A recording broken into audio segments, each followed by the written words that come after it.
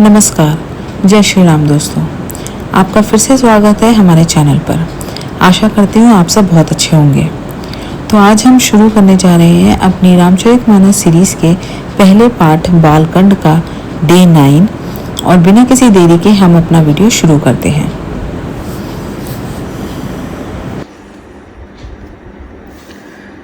सब लोग कामंद होकर व्याकुल हो गए। चकवा चकवी रात दिन नहीं देखते। दैव दैत्य मनुष्य किन्नर सर्प प्रेत पिशाच भूत बेताल ये तो सदा ही काम के गुलाम हैं। यह समझकर मैंने इनकी दशा का वर्णन नहीं किया। सिद्ध विरक्त महामुनि और महान योगी भी काम के वश होकर योग रहित या स्त्री के विरही हो गए। जब योगेश्वर और तपस्वी भी काम के वश हो गए तब पामर मनुष्यों की कौन कहे। जो समस्त चराचर जगत को ब्रह्मामय देखते थे वे अब उसे स्त्रीमय देखने लगे। स्त्रियां सारे संसार को पुरुषमय देखने लगी और पुरुष उसे स्त्रीमय देखने लगे। 2 घड़ी तक सारे ब्रह्मांड के अंदर कामदेव का रचा हुआ यह कौतुक चलता रहा।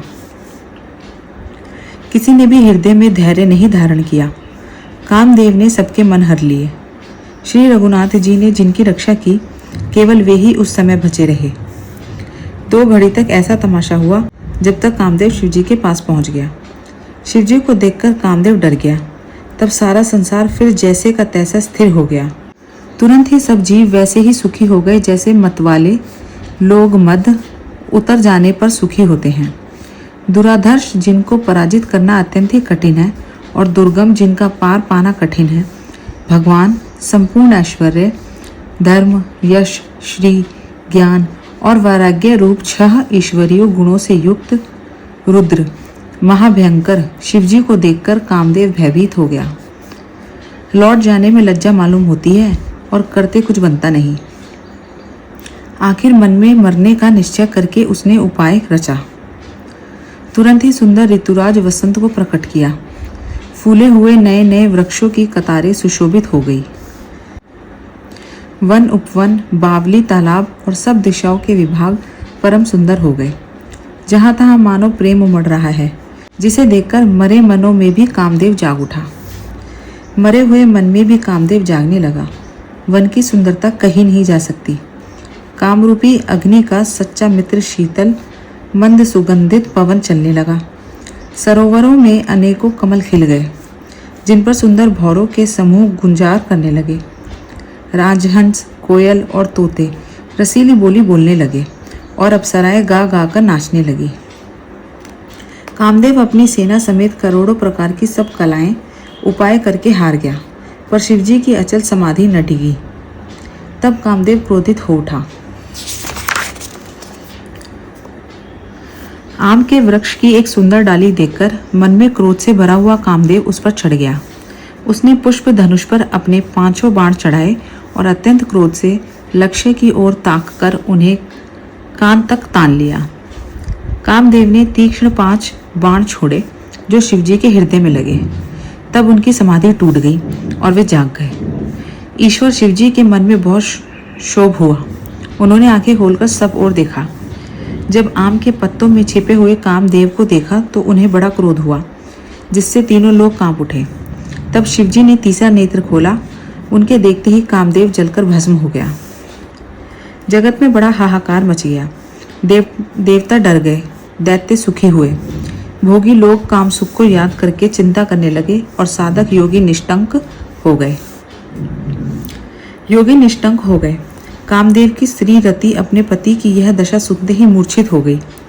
रोती चिल्लाती और भांति भांति से करुणा करती हुई वह शिवजी के पास गई। अत्यंत प्रेम के साथ अनेकों प्रकार से विनती करके हाथ जोड़कर सामने खड़ी हो गई। शीघ्र प्रसन्न होने वाले कृपालु शिवजी अबला असहाय स्त्री को देखकर सुंदर और उसके सांत्वना देने वाले वचन बोले। हे रति, अब से तेरे स्वामी का नाम अनंग होगा। वह बिना ही शरीर के सबको व्यापेगा। अब तू अपने पति से मिलने की बात सुन।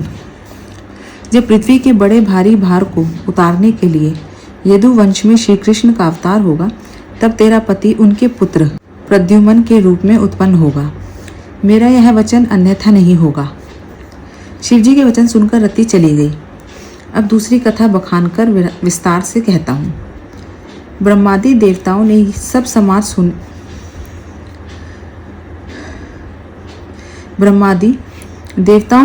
ये सब समाचार सुने तो वे वैकुंठ को चले।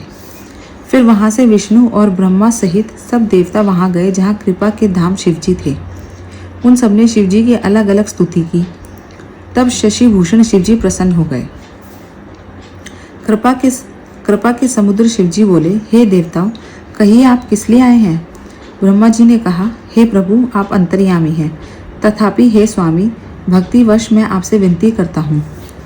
हे शंकर, सब देवताओं के मन में ऐसा परम उत्साह है कि हे नाथ, वे अपनी आंखों से आपका विवाह देखना चाहते हैं। हे कामदेव के मद को चूर करने वाले, आप ऐसा कुछ कीजिए जिससे सब लोग इस उत्सव को नेत्र भरकर देखें। हे कृपा के सागर, कामदेव को भस्म करके आपने रति को जो वरदान दिया सो बहुत ही अच्छा किया।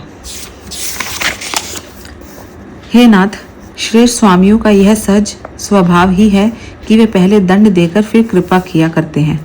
पार्वती ने अपार तप किया है, अब उन्हें आलिंगन कीजिए।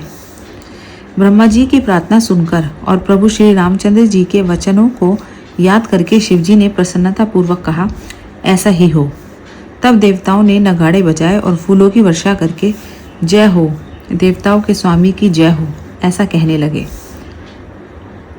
उचित अवसर जानकर सप्तऋषि आए और ब्रह्मा जी ने तुरंत ही उन्हें हिमाचल के घर भेज दिया। वे पहले वहां गए जहां पार्वती जी थी और उनसे छल से भरे मीठे विनोद युक्त आनंद पहुंचाने वाले वचन बोले। नारद जी के उपदेश से तुमने उस समय हमारी बात नहीं सुनी। अब तो तुम्हारा प्रण झूठा हो गया, क्योंकि महादेव जी ने काम को ही भस्म कर डाला। मास पारायण, तीसरा विश्राम। यह सुनकर पार्वती जी मुस्कुराकर बोली, हे विज्ञानी मुनिवरों, आपने उचित ही कहा।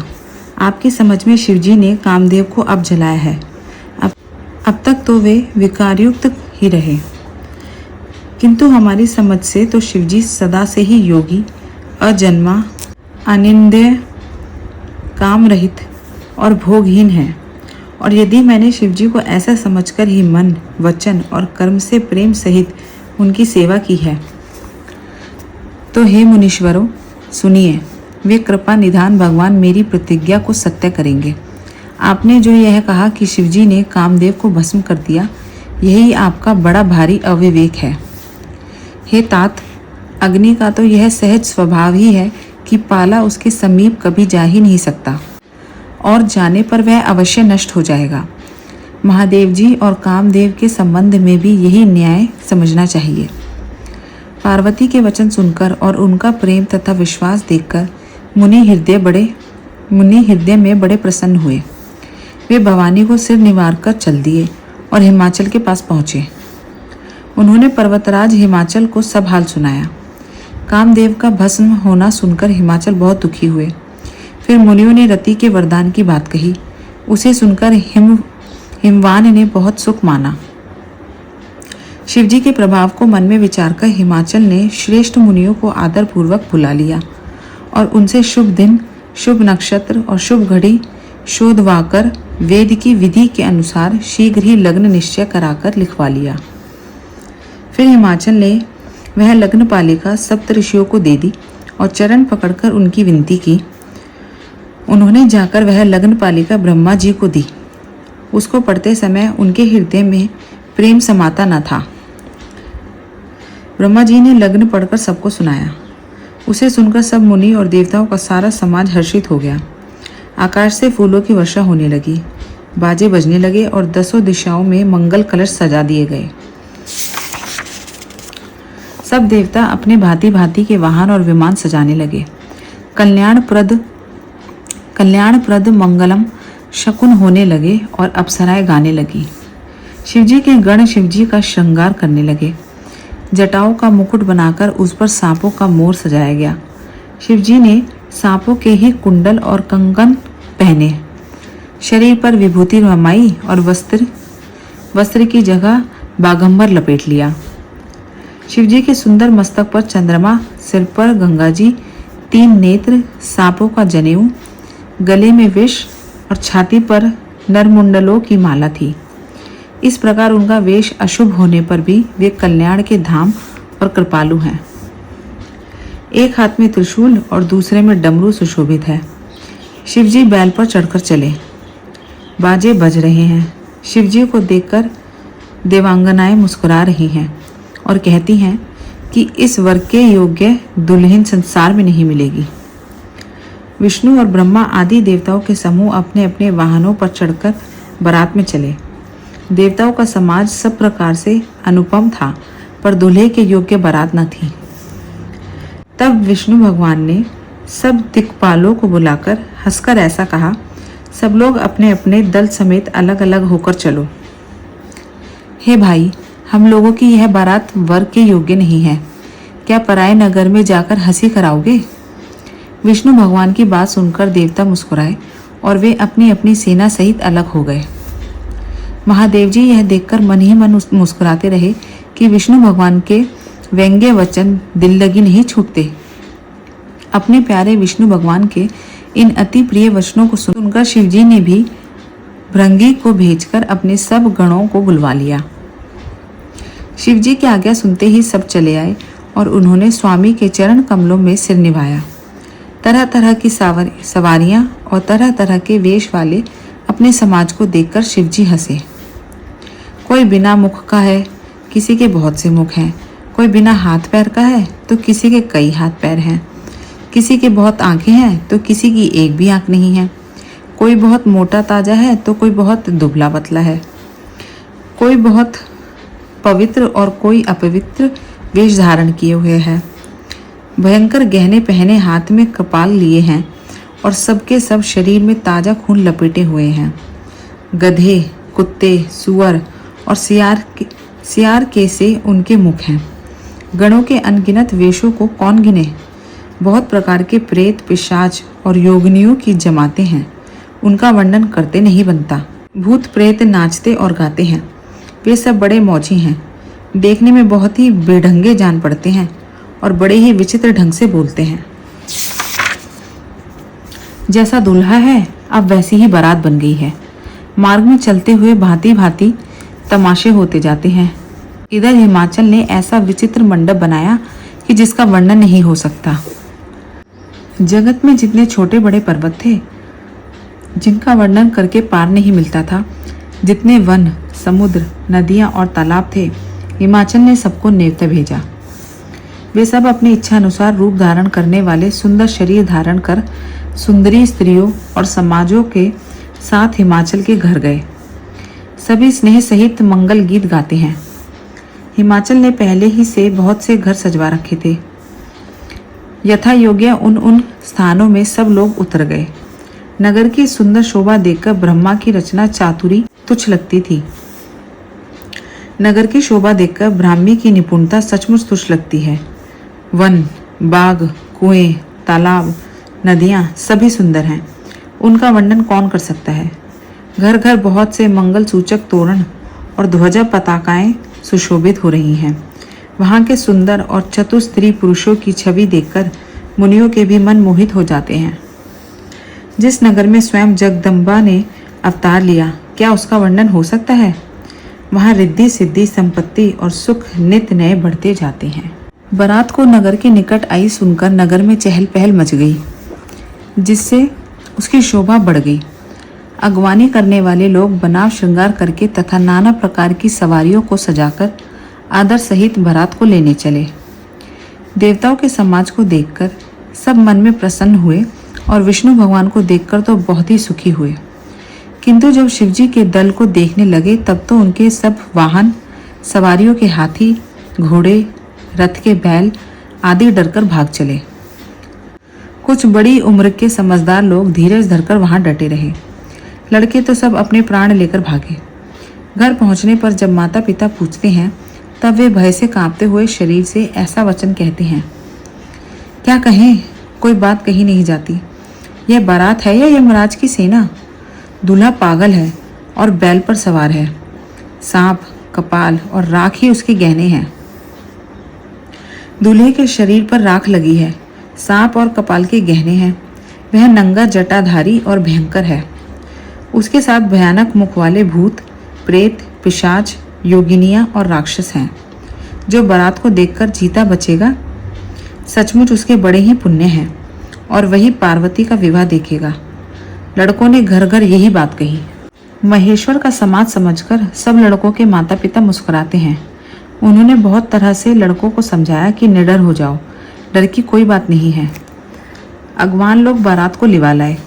उन्होंने सबको सुंदर जनवासी ठहरने को दिए। मैना, पार्वती जी की माता ने शुभ आरती सजाई और उनके साथ की स्त्रियां उत्तम मंगल गीत गाने लगी। सुंदर हाथों में सोने का थाल शोभित है। इस प्रकार मैना हर्ष के साथ शिवजी का परछन करने चली। जब महादेव जी को भयानक वेश में देखा तब तो स्त्रियों के मन में बड़ा भारी भय उत्पन्न हो गया। बहुत ही डर के मारे भागकर वे घर में घुस गई और शिवजी जहाँ जनवासा था वहाँ चले गए।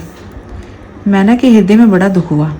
उन्होंने पार्वती जी को अपने पास बुलाया और अत्यंत स्नेह से गोद में बैठाकर अपने नील कमल के समान नेत्रों में आंसू भरकर कहा, जिस विधाता ने तुमको ऐसा सुंदर रूप दिया, उस मूर्ख ने तुम्हारे दूल्हे को बावला कैसे बनाया। जिस विधाता ने तुमको सुंदरता दी, उसने तुम्हारे लिए वर बावला कैसे बनाया।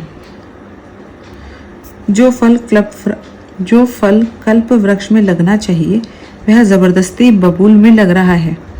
मैं तुम्हें लेकर पहाड़ से गिर पड़ूंगी, आग में जल जाऊंगी या समुद्र में कूद पड़ूंगी, चाहे घर उजड़ जाए और संसार में भी अपकृति फैल जाए, पर जीते जी मैं इस बावले वर से तुम्हारा विवाह ना करूंगी। तो चलिए दोस्तों, हम अपनी आज की रामचरितमानस सीरीज के पहले पाठ बालकांड का डे 9 यहीं पर समाप्त करते हैं। आगे के पाठ को हम कल फिर से विस्तार में पढ़ेंगे। तब तक आप लोग अपना ध्यान रखिए। अगर आपने मेरे चैनल को लाइक, शेयर और सब्सक्राइब नहीं किया तो प्लीज़ कीजिए। मेरे को किसी भी तरह का अगर आप कोई सजेशन देना चाहते हैं तो प्लीज़ कमेंट बॉक्स में ज़रूर बताइए। तब तक अपना ध्यान रखिए। मिलती हूँ आपसे अगले वीडियो में। धन्यवाद। जय श्री राम।